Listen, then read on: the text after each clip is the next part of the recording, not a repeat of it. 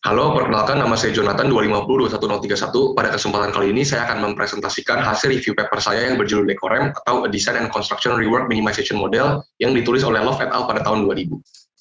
Jadi latar belakang dari penelitian ini adalah khususnya terkait dengan rework yang mencapai 10-15% dari nilai kontrak.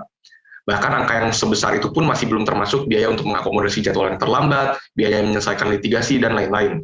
Yang menjadi pokok permasalahan adalah bahwa rework ini merupakan biaya yang sebenarnya tidak perlu muncul atau biaya yang tidak diperlukan sebenarnya karena rework sendiri merupakan pekerjaan koreksi di mana ketika suatu pekerjaan telah diselesaikan namun harus melakukan pekerjaan ulang kembali karena hasilnya itu masih belum sesuai atau terjadi kesalahan dalam tahap pelaksanaannya.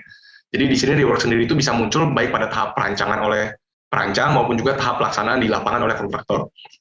Namun dari paper ini akan berfokus hanya kepada rework pada tahap perancangan, sehingga paper ini nantinya akan berupaya untuk mengidentifikasi mengapa dan bagaimana rework ini bisa muncul, sehingga bisa dilakukan pencegahan, jadi rework yang muncul nantinya diharapkan bisa lebih sedikit. Outputnya yaitu untuk mengembangkan suatu model untuk meminimasi rework yang muncul yang disebut dengan Decorem. Jadi akan mensimulasikan sejumlah skenario nantinya, sehingga bisa diperoleh jumlah rework yang paling minimum. Jadi Decorem sendiri juga bertujuan untuk mengidentifikasi faktor-faktor yang berpengaruh terhadap kesalahan yang mungkin terjadi khususnya pada tahap perancangan.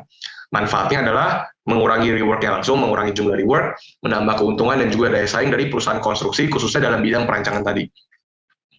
Selanjutnya masuk ke metodologi terkait dengan modeling approach, yaitu pendekatan dalam mengembangkan model. Jadi didefinisikan terlebih dahulu bahwa desain ini atau perancang ini mencakup baik arsitek maupun juga konsultan sipil. Pengembangan model di sini memang semuanya dilakukan dengan studi literatur, namun akan melakukan uji validitas dulu terhadap ahli secara kualitatif, sehingga model yang ditetapkan ini bisa dikatakan bersifat valid. Selanjutnya dengan terkait hasil pengembangan model di sini ada 4 faktor yang diidentifikasi berkontribusi terhadap kesalahan dalam tahap perancangan. Yang pertama adalah proses dalam merekrut pekerja, yang kedua adalah proses dalam perancangan tugas atau penetapan tugas, yang ketiga adalah kecenderungan atau rawan terhadap melakukan kesalahan dalam proses perancangan, dan yang keempat adalah terkait dengan merancang ulang tugas dari perancangan.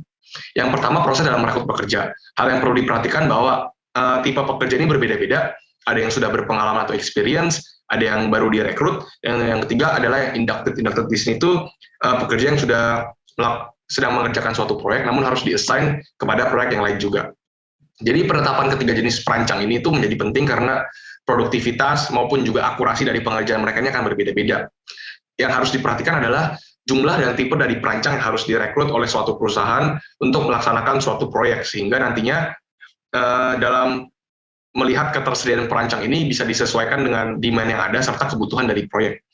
Jika terjadi shortfall atau kekurangan, maka ada 2 alternatif, yaitu untuk merekrut pekerja baru atau new designer, bisa dilihat pada gambar di sebelah kanan, maupun juga dengan inducted designer yang tadi, di mana perancang yang sudah ada pada suatu proyek ini ditetapkan juga untuk proyek yang lain. Jadi di sini bisa dilihat bahwa sebenarnya dibutuhkan waktu untuk pembelajaran dari desainer yang masih belum berpengalaman ini menjadi experience designer nanti untuk mencapai produktivitas dan akurasi yang optimal. Selanjutnya, kekeliruan di sini mungkin terjadi ini tentunya berbeda tingkat melakukan kesalahannya untuk experience designer maupun juga dengan new designer. Mungkin di sini bisa diasumsikan bahwa new designer ini masih lebih cenderung untuk melakukan kesalahan dibandingkan dengan experience designer. Yang kedua adalah proses dalam perancangan tugas. Jadi kesalahan yang mungkin terjadi dalam perancangan ini bisa disebabkan oleh 2 faktor. Yang pertama adalah error proneness yang akan dibahas lebih lanjut pada hasil ketiga nantinya. Yang satu lagi yang akan dibahas pada poin kedua ini adalah task assign. Jadi dalam kita meng-assign tugas-tugas baik kepada ketiga tipe perancang tadi juga harus berbeda disesuaikan dengan kapabilitasnya. Sehingga penetapan tugas di sini tadi seperti yang saya katakan harus ditetapkan berbeda untuk ketiga tipe desainer, dan juga perusahaan perancang ini harus melakukan pemeriksaan terhadap hasil desain sehingga kesalahan itu bisa dicegah semaksimal mungkin sebelum nanti melakukan tahap tender. Yang ketiga adalah rawan terhadap kesalahan atau error proneness. Jadi memang ada 4 faktor yang menyebabkan kecenderungan melakukan kesalahan dari desainer ini atau perancang, yaitu yang pertama adalah normal error, yaitu mungkin disebabkan oleh faktor manusia itu sendiri yang cenderung untuk melakukan kesalahan. Yang selanjutnya adalah schedule pressure yang akan meningkatkan tekanan atau stres terhadap perancang karena jadwalnya ini dipepetin atau dipersingkat waktunya. Ada juga design fee yang dikurangi sehingga menimbulkan demotivasi. Dan yang terakhir parallelism atau melakukan pekerjaan secara bersamaan sehingga secara fokus atau kognitif ini menjadi harus terbagi-bagi yang akibatnya bisa meningkatkan kecenderungan terhadap melakukan kesalahan. Dan selanjutnya yang terakhir adalah merancang ulang tugas perancangan. Di sini khususnya itu sudah sampai tahap pelaksanaan di lapangan. Jadi kesalahan yang mungkin terjadi di lapangan juga bisa disebabkan oleh construction error yang diakibatkan oleh kontraktor maupun pada tahap pelaksanaan maupun juga desain error. Jadi ketika dilaksanakan namun baru teridentifikasi kesalahan akibat dari perancang itu sendiri. Yang menjadi permasalahan adalah kesalahan akibat dari perancang, di mana maka pihak dari perancang ini harus melakukan perancangan ulang lagi. Yang lebih parahnya ketika perancang yang sudah terlibat itu sudah keluar dari perusahaan, maka bisa harus melakukan proses perekrut pekerja kembali untuk mengakomodasi kesalahan tersebut. Selanjutnya sebelum masuk ke simulasi dan analisis model, di sini ada asumsi-asumsi atau behavior atau perilaku yang diamati dari pekerja itu sendiri. Jadi yang pertama ada asumsi juga di sini terkait dengan proyeknya, di mana bisa dilihat pada tabel paling kiri, diasumsikan terlebih dahulu ini seperti upah per minggu, waktu pengerjaan proyek 40 minggu, hingga akhirnya ini error prone tadi, kecenderungan melakukan kesalahan tadi untuk ketiga tipe desainer.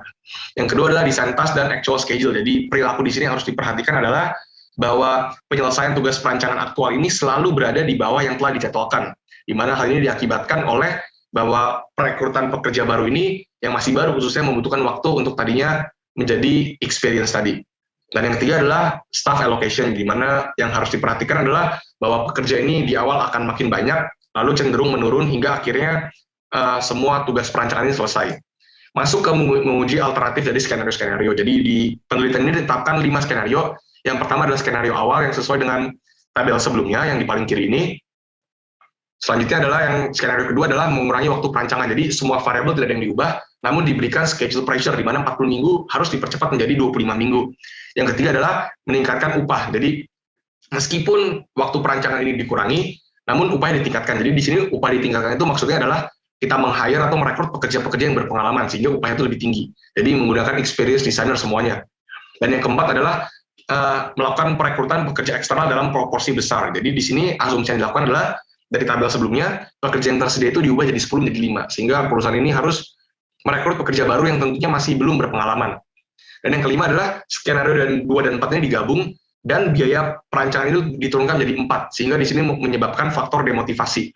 Hasilnya bisa dilihat paling kiri atas, ya karena nomor 2, 3, dan 4 ini, nomor 2, 3, 4, dan 5 ini cenderung untuk memberikan hal yang negatif gitu, atau ke arah yang lebih buruk seperti mengurangi waktu, atau juga meningkatkan upah meskipun juga mengurangi waktu, mengurangi pekerja yang tersedia sehingga harus merekrut eksternal, dan yang kelima bahkan biaya perancangan diturunkan. Sehingga yang paling baik bisa dilihat pada tabel di kiri atas, skenario pertama tetap menempatkan urutan nomor pertama, yaitu jumlah errornya itu adalah 43, sedangkan yang nomor 2 paling baik adalah sudah bisa ditebak skenario ketiga, karena terjadi peningkatan upah juga meskipun biayanya waktunya itu dipadatkan jadi 25 minggu saja, sehingga skenario pertama ini masih merupakan skenario yang paling baik, dan skenario kedua ini adalah skenario nomor 2 yang paling baik.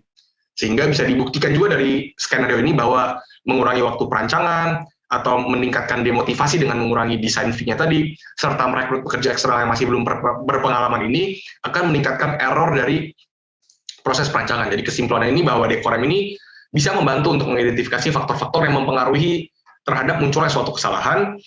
Decorem juga memungkinkan untuk pengembangan skenario alternatif juga untuk menghasilkan jumlah kesalahan, sehingga kita bisa membantu kita untuk mengambil keputusan.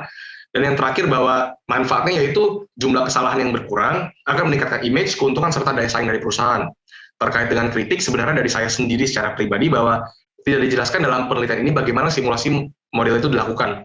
Apakah dalam bentuk aplikasi maupun juga dari implementasi langsung dalam proyek. Karena jika pengembangan model itu atau implementasi model itu dilakukan dalam bentuk aplikasi, maka harus dilakukan validasi terhadap hasil uji kenyataan, karena menurut saya sendiri perilaku di lapangan tadi akan berbeda dengan yang harusnya sudah diterapkan dalam proyek atau sesuai dengan yang ingin direncanakan gitu.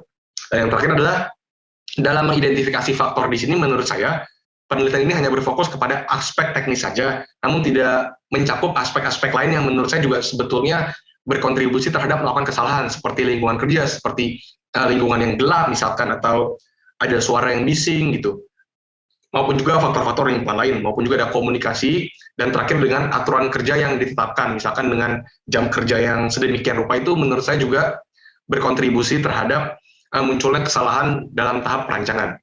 Sekian dari saya, terima kasih.